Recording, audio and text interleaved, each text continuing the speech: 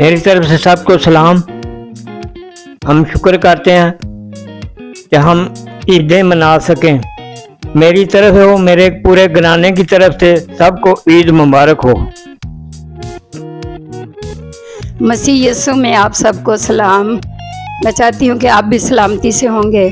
हमने 2 ईदें मनाई हैं। एक हमने मनाई है ईद नरसिंगों की, फिर हमने ईद मनाई है रोज़े की, अभी हमने ईद मनानी है खैमों की।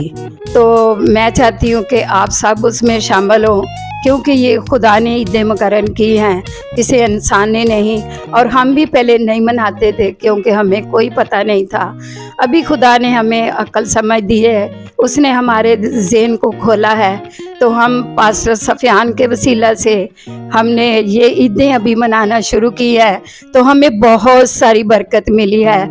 हम चाहते हैं कि आप भी हम सब हमारे साथ मिलकर ये ईदें मनाएं जो खुदा ने मुकर्रर की हैं। और आप सबको भी मैं चाहती हूँ कि आप सुनेंगे तो आप सबको भी बहुत बरकत मिलेगी। आप सबको मेरी तरफ से ईद मुबारकें हों। आमीन।